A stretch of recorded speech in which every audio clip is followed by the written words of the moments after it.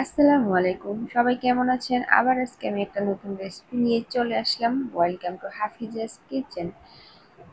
এখানে হচ্ছে আমি পেঁপে, আলু আর শুটকি দিয়ে একটা মজাদার চচ্চড়ি বানিয়েছি। এটা কিন্তু খেতে অনেক মজা এবং দেখতেও অনেক লোভনীয়। তাহলে চলুন জেনে নেওয়া যাক আমাদের এই জন্য কী কী উপকরণ লাগবে আর রান্নার প্রসেস। এখানে আমি পেঁপে নিয়েছি একটা আধা কেজি এভাবে কুচি করে, আর আলু নিয়েছি 3টা মাঝারি সাইজের, এভাবে কুচি করে কেটে নিয়েছি। তারপরে এখানে নিয়েছি আমি কাসকি মাছের শুটকি 150 গ্রাম, আর এখানে নিয়েছি পেঁয়াজ 2টা বড় সাইজের কেটে, রসুন কুচি নিয়েছি একটা, আর এখানে নিয়েছি 5 থেকে 6টা কাঁচামরিচ, আর নিয়েছি ধনিয়া পাতা।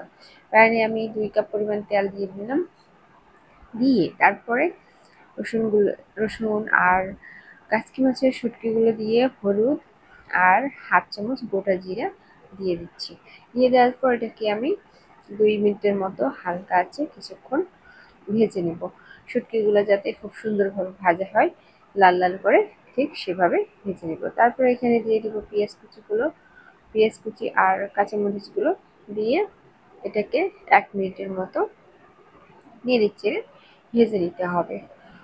এভাবে নেড়েচেড়ে ভেজে নেবেন 1 থেকে 2 মিনিট, যাতে পেঁয়াজটা সহ ভালোভাবে একটু ভাজা হয়ে যায়।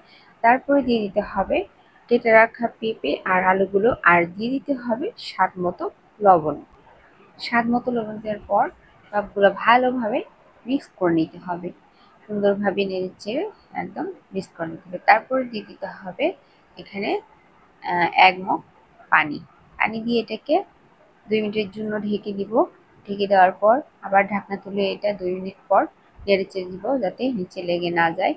তারপরে দেখে নিব যে পেঁপে আর আলুগুলো সিদ্ধ হয়েছে কিনা। এগুলো হাফ সিদ্ধ হয়েছে, তা আমি এই অবস্থায় ধনেপাতা কুচি দিয়ে আরও 5 মিনিট ঢেকে রান্না করব। 5 মিনিট পর যখন দেখবেন পানিটা মোটামুটি রিডিউস হয়ে গিয়েছে, তখন এটাকে আবার নেড়েচেড়ে চুলা হালকা মিডিয়াম আঁচে রেখে একটু রান্না করে নেবেন। রান্না করা হয়ে গেলে যখন দেখবেন যে পেঁপেগুলো সিদ্ধ হয়ে গিয়েছে, আলুগুলো সিদ্ধ হয়ে গেছে এবং নিচের পানিটা অনেকটা রিডিউস হয়ে গিয়েছে, হালকা মাখো মাখো ভাব আছে, তখন এটাকে নামিয়ে নিতে হবে। তারপর নামিয়ে নেওয়া হয়ে গেলে এটাকে একটা প্লেটে পরিবেশন করে নিচ্ছি সুন্দর করে। দেখেন কতটা লোভনীয় হয়েছে। এটা কিন্তু খেতে অনেক মজা। গরম ভাত, রুটি, পরোটার সাথে এটা কিন্তু খেতে খুব ভালো লাগে, কিন্তু সাদা ভাতের সাথে এটা খেতে অনেক বেশি ভালো লাগে। আর এটা কিন্তু অনেক লোভনীয় হয়েছে দেখেন। আশা করি আপনাদের ভিডিওটি ভালো লেগেছে।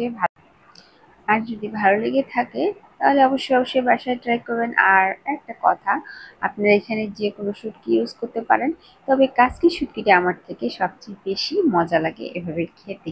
পেঁপে ভাজি তো অনেক খেয়েছেন, একবার এভাবে না হয় ট্রাই করে দেখবেন, কেমন হয় খেতে জানাবেন। সবাই ভালো থাকবেন, সুস্থ থাকবেন। আসসালামু আলাইকুম। আর অবশ্যই লাইক, কমেন্ট, সাবস্ক্রাইব করতে ভুলবেন না বন্ধুরা।